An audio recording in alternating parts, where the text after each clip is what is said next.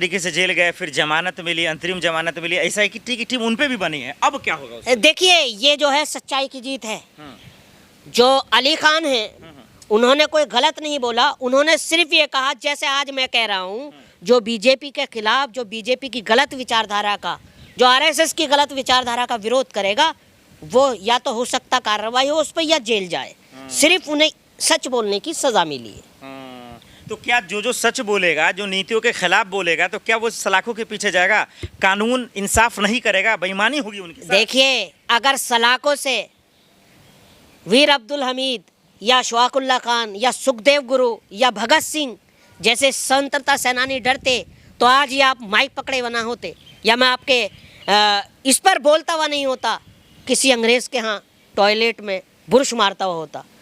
सच्चाई बोलने से सलाखें नहीं रोक सकती, डर नहीं लगता।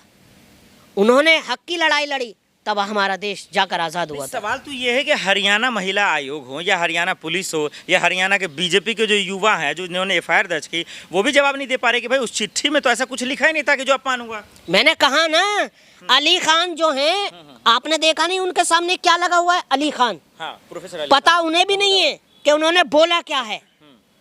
अली खान एक प्रोफेसर हैं, बहुत सुलझे हुए। उन्होंने तो तारीफ ही की है सूफिया कुरैशी की, तब उनको ये सिला मिला है ना। तो। विजय शाह अगर बीजेपी से नहीं होते, किसी और पार्टी से होते, तो अब तक तो पूरी सड़कों पर पूरी भारतीय जनता पार्टी और पूरी आरएसएस उतर गई होती, देश में दंगे हो गए होते।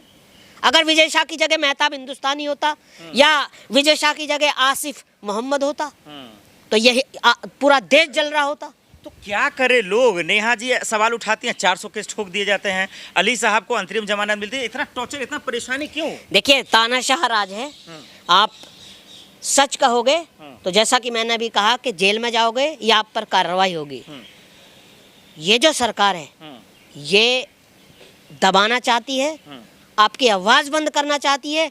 और मैं चैलेंज कर कर कहता हूँ, अंग्रेज़ों से आवाज़ बंद नहीं हुई, आप क्या हमारी आवाज़ बंद करोगे? ये बात आपने बिल्कुल सही कहा। एक सवाल ये भी तो है ना कि सूफिया कुरैशी को लेकर जिन लोगों ने अपमान किया, या विंग कमांडर व्योमिका सिंह लोग, उनके दिमाग में चल क्या रहा था? कौन सा जहर भरा हुआ है उनके दिमाग में? देखिए, इनको दिक्कत है, व्योमिका सिंह दलित समाज से आती हैं, सूफिया कुरैशी मुस्लिम समाज से आती है। इनको दिक्कत है सिर्फ मुसलमान नाम से, दलित समाज से, चाहे वो वीर अब्दुल हमीद हो, चाहे वो डॉक्टर APJ अब्दुल कलाम हो, चाहे अशफाकुल्लाह खान हो, सिर्फ मुसलमान नाम से दिक्कत है। इन्हें सिर्फ नफरत फैलानी है, चाहे उन्होंने कितना ही भी अच्छा काम किया हो देश के लिए, इनको सिर्फ मुसलमान से दिक्कत है। मैं साफ कहता हूँ, मैं जो कहता हूँ बिल्कुल साफ कहता हूँ, मैं बिल्कुल नहीं डरता। मैं हक की बात और इंसाफ की बात कहता हूँ। सवाल तो ये है कि एक तरफ आप लोग हक की बात कर रहे हैं, सवाल खड़े कर रहे हैं, मोदी जी सिंदूर, खून, नस की बात करते जा रहे हैं। देखिए, हमारे देश के प्रधानमंत्री जी की भी अजीब नौटंकी है कि जब पहलगाम में 27 मासूम लोग, बेगुनाह लोग शहीद हुए, और मोदी जी बिहार में एक सभा को संबोधित कर रहे थे और पूरा क्रेडिट ले रहे थे। अरे नालत है ऐसी राजनीति पर। सही बात। एक आखिरी सवाल जो सबसे बड़ा है दर्शकों, उसी हरियाणा से, और वो ये है ज्योति मल्होत्रा को लेकर, जो आपने बताया, सही बात आपने कहा कि मेन पाकिस्तानी लोग, उनके समर्थक तो हमारे धरती में थे, जो देश से गद्दारी कर रहे थे, आखिर वो क्यों नहीं पकड़े?